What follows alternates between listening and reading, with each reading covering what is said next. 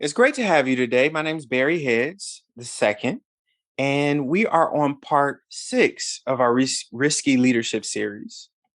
I wanted to give you insight today on leadership, specifically risk taking.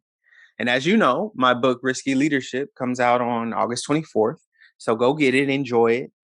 It includes surveys from the public. More than 600 people have been surveyed for the book. I include my own thoughts on leadership and risk. And I also took time to interview great leaders that are still alive and prosperous today. They include university professors, angel investors, entrepreneurs, attorneys, judges, and many more. But quickly, I wanted to give you insight on a special part of my book.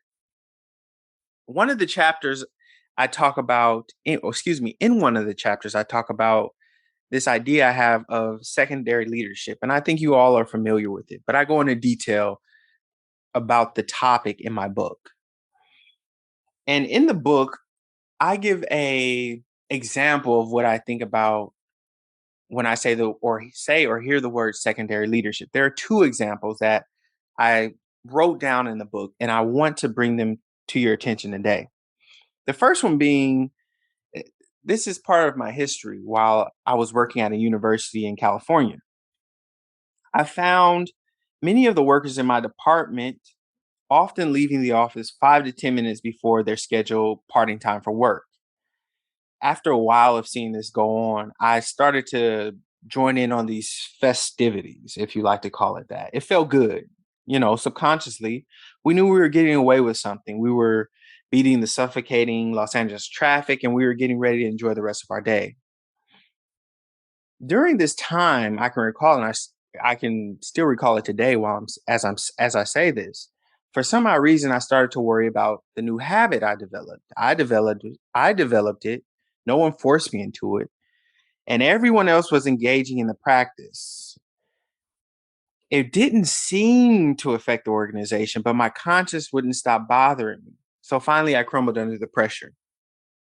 I figured it's better to work an extra 10 minutes throughout the day than to carry, a nagging conscience while I was on my way home. So one day I made a decision. I decided to stay at my desk until the last moment, until the clock struck 3 o'clock, 3 p.m. And I can remember vividly people laughing, sneering at me, and looking at me as my new pattern emerged. They joked about me for a few weeks. And the members of the office team, the department I worked in at the university, continued to leave early. 10 minutes, 15 minutes is if it was extreme, but it was usually around the 10-minute mark. They leave a little bit early. But I stayed in the office those few weeks. I stuck it out, and it was a challenge, but I stuck it out. To my surprise, things began to change. One day, the entire personnel stayed for the full course of their workday. It sounds fairly unimportant, but the practice of leaving work is seen throughout corporate America. And when I talk about secondary leadership, that's what I mean.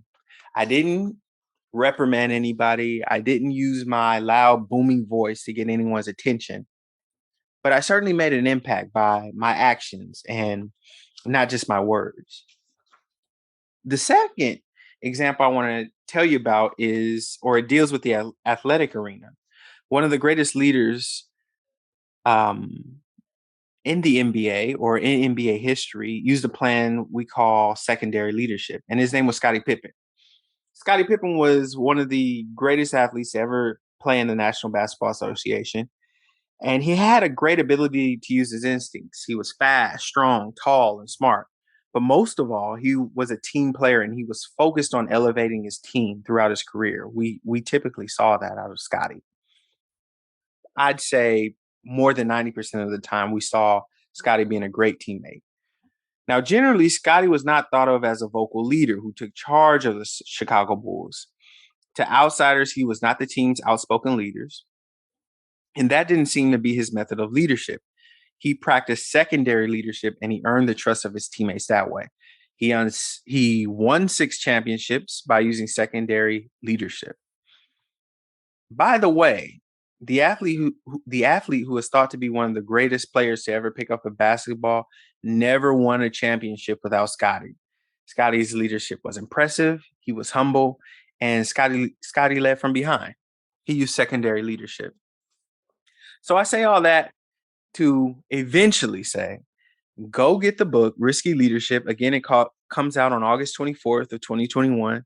Go get it, go enjoy, and go learn. You'll learn about leadership, risk, and so many other things. Thanks a lot. Take care.